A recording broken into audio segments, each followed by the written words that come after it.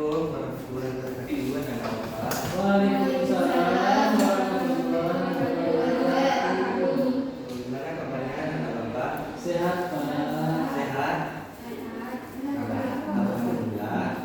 Baik, sebelum kita mulai pelajaran, tolong Pak Li, Ya Pak. pimpin doa ya. Ya Pak.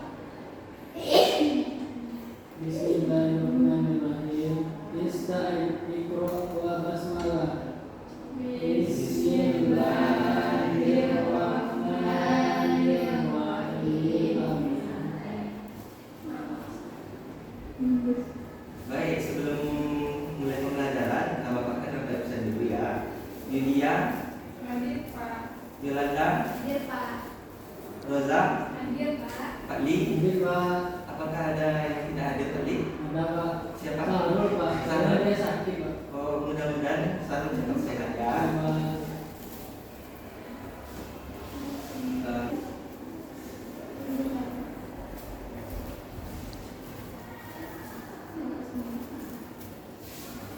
Baik, sebelum Bapak masuk ke pelajaran kita, seperti biasa ya anak Bapak, bersama Bapak, Bapak mengajar SKI ya. Tujuan dari pembelajaran Bapak nanti ya, anak-anak Bapak tahu bagaimana strategi dakwah yang digunakan oleh Nabi. Strategi dakwah Nabi di Madinah. Nah, baik, kita masuk pada pembahasan kita ya anak-anak Bapak. Nah, coba anak-anak Bapak lihat, ini gambar apa ini? Ini Masjid. gambar apa? Masjid. Ya, betul. Bapak. Benaran? Ya, itu juga betul. Ada air Pak. Bangunan ada air juga ya. Nah, ini adalah gambar masjid anak-anak Bapak. Nah, strategi yang pertama dilakukan oleh Nabi Muhammad SAW ketika sampai di Madinah yaitu adalah membangun apa anak-anak Bapak? Membangun masjid.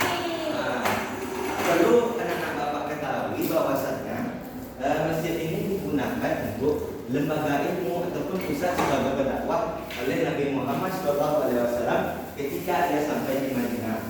Nah, yang kedua itu adalah strategi yang dipakai oleh Nabi itu adalah, nah, ini apa? Gambar apa anak Bapak? Orang bersalaman. Orang yang bersalaman. Ya. Ya, betul. Nah, langkah yang kedua yang dilakukan oleh Nabi Muhammad SAW ketika sampai di Madinah yaitu adalah mempersaudarakan kaum Ansar dan Muhajirin. Nah, dengan apa tadi Pak Li? Kalau Mansur itu Pak. Kaum Ansar itu adalah kaum yang menerima kedatangan Nabi Muhammad SAW ketika dia sampai di Madinah. Nah, kan tadi kaum Ansar. Nah, yang berikutnya itu adalah kaum Muhajirin. Kaum Muhajirin itu adalah orang yang ikut berhijrah atau berpindah dari Mekah ke Madinah itu mengikuti Nabi Muhammad SAW. Nah, itu dinamakan dengan orang-orang Muhajirin.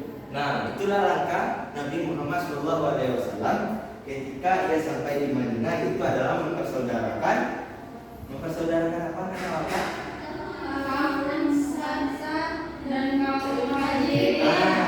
Terus, ya itu Benar Pak? benar.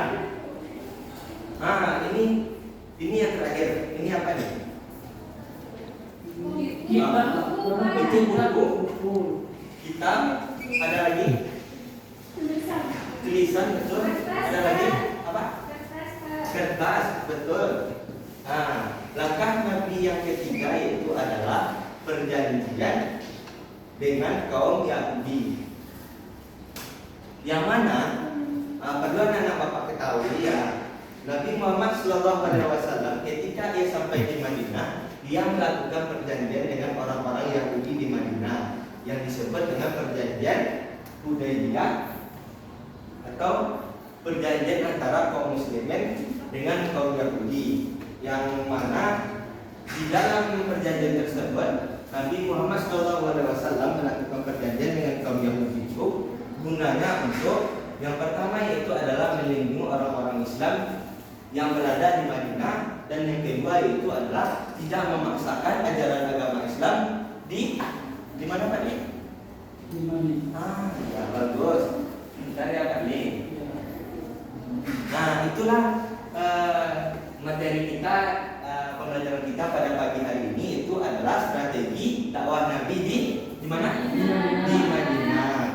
Coba simpulkan Pak Dik, apa yang kita pelajari pada pagi hari ini? Jadi Yang pertama dimulai dari bangunan. bangunan masjid. Coba. Nabi membangun masjid Ya. di Madinah. Ya. Yang kedua? Yang kedua itu terus gambarnya apa tadi Pak?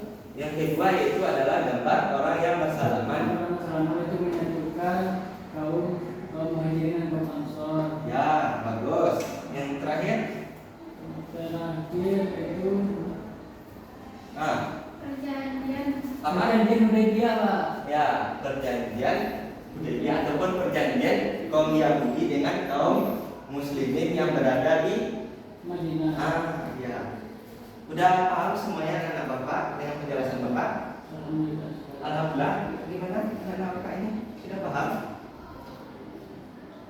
Ada yang ingin ditanyakan? Masjid tadi Pak. Ya, masjid tadi gimana masjid? Jadi gambar masjid tadi Pak. Gimana masjid tadi? Masjidnya harus warna putih Pak. Masjidnya harus berwarna putih. Mm-mm. Bagus, itu pertanyaan bagus ya. Good. Kenapa bangunan masjid itu warna putih ya? Nah, Ya. itu pada dulunya bangunan itu bukanlah berwarna putih ya, anak. Perlu anak Bapak ketahui. Namun seiring berkembangnya zaman dengan bertambahnya teknologi, maksudnya dengan berkembangnya teknologi, maka yaitu masjid ini dirancang dan lebih lipat indah. Nah, karena itu tadi apa ya Pak? Masjid itu tidak ada waktu sholat ya Pak. Masjid itu yang pertamanya itu guna masjid itu yang memang untuk salat anak-anak Bapak. Karena apa? Karena masjid itu kan tempat ibadah kita sebagai umat muslim. Ya, sebagai umat muslim. Yang kedua itu adalah sebagai pusat dakwah ataupun tempat pertukaran ilmu. Karena di sana Nabi Muhammad SAW mengajarkan ataupun memberikan instruksi-instruksi tentang agama kepada sahabat-sahabat yang berada di Madinah. Nah, ada lagi anak-anak Bapak? Tidak Pak. Tidak. Berarti sudah paham ya semuanya? Sudah Pak. Alhamdulillah. Baik. Alhamdulillah anak Bapak telah paham ya. Terima kasih. Mungkin itu pembelajaran kita pada pagi hari ini. Mudah-mudahan anak Bapak paham dengan apa yang Bapak sampaikan. Yang pertama itu strateginya itu adalah bangun masjid.